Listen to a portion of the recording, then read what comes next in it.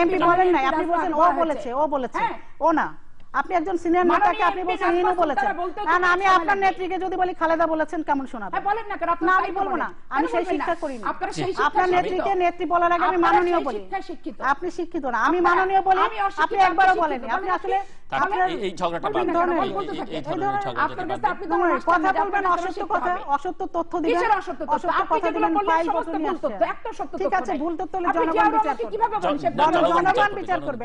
আমি আপনার কথার সঙ্গে কোনো তাল মিলাতে দেখছেন জিয়া রহমানকে, শেখ মুজিবুর হত্যাকারী কি সবাই তো দেখছেন, ডকুমেন্ট আছে, ডকুমেন্ট আছে, আপনি শত শত হাজার হাজার সেনা কর্মকর্তাকে হত্যা করেছেন। শেখ মুজিবকে কোথায় হত্যা করছে?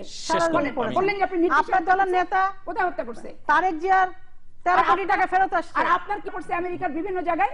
তারেক জিয়া আসলে আপনি যে নোংরা, আপনি যে নোংরা এটা প্রমাণ। তারেক জিয়াকে কথা বললে খুব সভ্য সমাজের জীব হওয়া যায়, টাকাটা ফেরত আসছে। চরিত্র নিয়ে কথা বলতে গেলে আমি তো চরিত্র নিয়ে কথা বলি, অশিক্ষিত হয়ে যায়, সমস্ত কিছু হয়ে যায় না। তারেক জিয়ার চরিত্র নিয়ে কথা বলিনি। প্লিজ, 20,000 কোটি ভর্তুকির টাকা কোথায় গেছে এটা বলতে হবে। পদ্মা সেতু প্রকল্পের টাকা কার অ্যাকাউন্টে পাওয়া গেছে এগুলো বলতে হবে।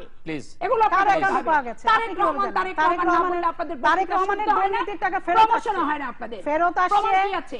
এটার জন্য আপনাদের লজ্জিত হওয়া উচিত। আপনারা লজ্জিত হয়ে গেছে। কার পদ্মা সেতু কোনো টাকাই দেয় না, সবকিছু বাংলাদেশের মানুষের কোনো টাকাই দেয়। শেষ করছি, ধন্যবাদ হ্যাঁ, আপনি পদ্মা সেতু টাকা দেয়নি, প্রকল্প দিচ্ছে। আর আগে এরপরে আশা করি ভদ্রতা কিভাবে কথা বলতে হয় শিখে আসবেন। আপনার কাছ থেকে আমরা শিক্ষার কিছু প্রিয় দর্শক, আমরা অনুষ্ঠানের শেষ প্রান্তে তিতোমাত্র সম্পর্কে আপনারা লিখতে পারেন। লিখবার ঠিকানা পরিচালক তিতোমাত্র চ্যানেল আই, জিপি বক্স 24333 ঢাকা 1000। আমি শেষ করছি। আপনি পিএইচডি করেছেন, রাজনীতির উপর পিএইচডি করেছেন, যথেষ্ট লেখাপড়া করে আসি, এজন্য দল থেকে বহিষ্কার হয়েছে। ধন্যবাদ। দল থেকে কোথায় বহিষ্কার হয়েছে প্রমাণ দেখান, দেখেন আজকে দেখেন প্রমাণ। আপনি পত্রিকা দেখেন, দেখাবেন পত্রিকা কোথায় বহিষ্কার লেখা আছে, দেখাবেন, দেখাতে হবে আপনাকে সব পত্রিকা। ধন্যবাদ আপনাদের দুজনকে। দর্শক মণ্ডলী, এই ধরনের রাজনৈতিক সংস্কৃতি আমরা কেউই চাই না। সেটি জাতীয় পর্যায়ের নেতা নেত্রীদের কাছ থেকে হোক কিংবা এই সংসদ সদস্যদের কাছ থেকে হোক।